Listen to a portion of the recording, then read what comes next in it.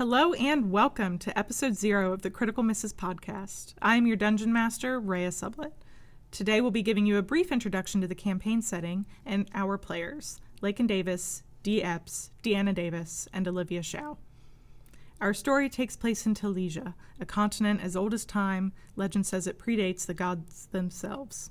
Ancestral holds of humanoid races dot the landscape, though the ancient kingdom lines have long since faded away.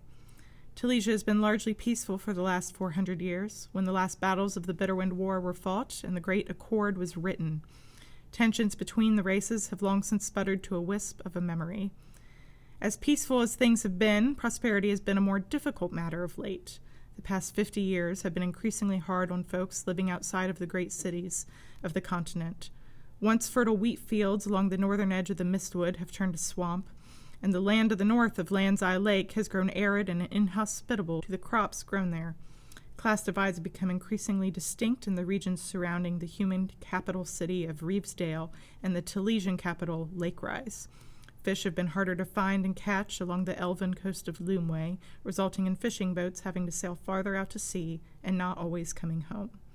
The halfling city of Honeybranch has been dealing with increasing grain costs and regular torrential rains that hamper the region's crop production. As usual for civilization, when things get hard, folks turn to religion for guidance, answers, and hope. The poor, hungry, and suffering have flocked to the temples of Ilmater, the broken god, as a light in these dark times. But what if that light is not the salvation it seems to be? Now, let's meet our party. When Fusarium Gloom woke up, stranded in this godforsaken marsh, she knew 3 things for certain: her name, her shiitake dragon familiar, and best friend Miso, and that she had a splitting headache. Beyond that, she couldn't recall much. She knew she was a druid and how to cast spells, of course, but where did she learn? Who was her family? Who was she really? And most importantly, how did she wind up here? And who would she have to shillelagh to get a drink around here? Standing all of 5'6", Odemadra Brightflayer is fairly tall for a dwarf. Bright red hair and glaring green eyes add to her body disposition as a favored temple drunk. After all, being a war cleric has its perks. This behavior is very much expected of a typical dwarf, which a dwarf she is not.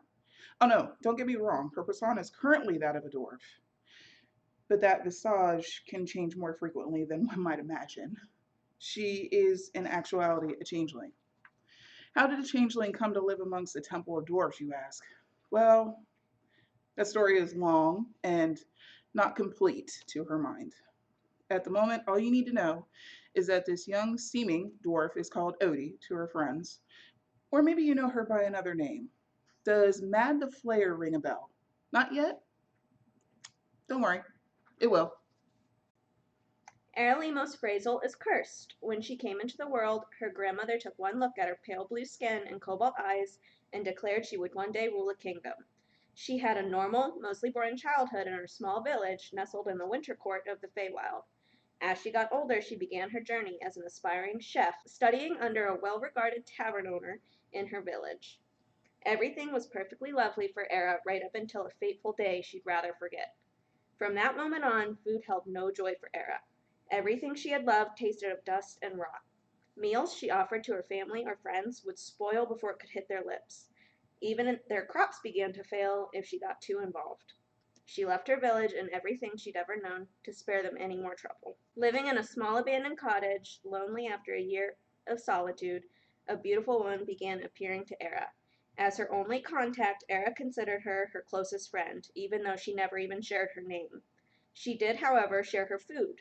For the first time in what felt like forever, Era could taste. All she had to do in exchange was leave small, unmarked gifts in certain spots of the forest. She was never told what was inside or their purpose. At first, she didn't even care or question it. She was just grateful for tasty food and companionship. Curiosity, though, is one nosy bitch. In her last delivery, Era hid and waited, finally needing to know what was inside. A human girl no more than 8 years old found the package and seemed to recognize her name written on the wrapping. When she opened it, Era recognized the beautiful, perfectly round apple. It looked exactly like the one from her darkest memory. Although Era tried to speak out, the child took a bite. She became enchanted, and a tall, cloaked figure appeared and whisked the child away. Era didn't know who or what either of them were, where they went, or if her role in all of this was unsavory. It was too much to stomach. After this discovery, feeling confused and betrayed by her only friend, Era ran. In the back of her mind, she remembered her grandmother's words, but squashed them away. More pressing was finding a new home, something, anything to eat, that came anywhere close to what she'd been given. She could relearn to cook again, but somehow different. She would find new ingredients, edible ingredients, all by herself. Currently, she's heading to the next town over.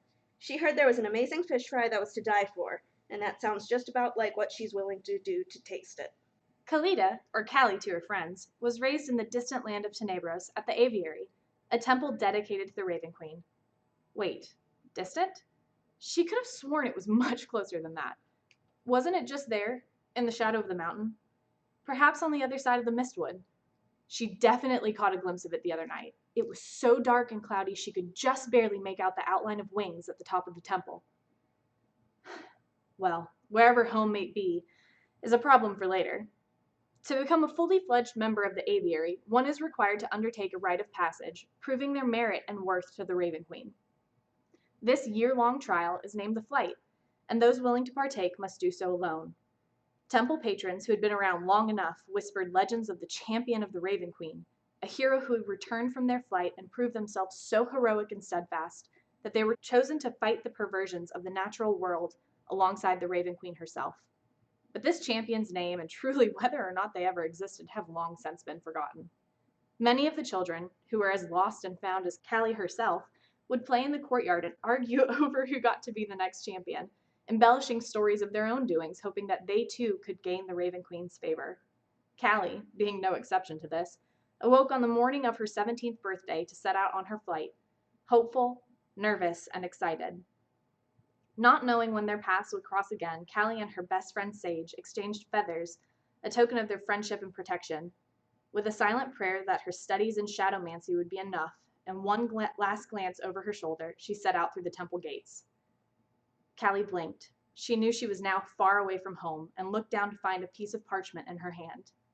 It listed, "A raven's shadow, food that does not nourish, a fire that burns without heat, a shadow's glow, and a wandering soul."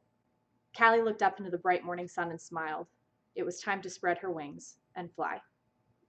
And that is where we will end this week's episode. We'd like to thank Four Horsemen Comics and Gaming for sponsoring the Critical Misses podcast. We will be back in 2 weeks with the next episode, but until then, blessed be the sufferers, and may Ilmater take your pain.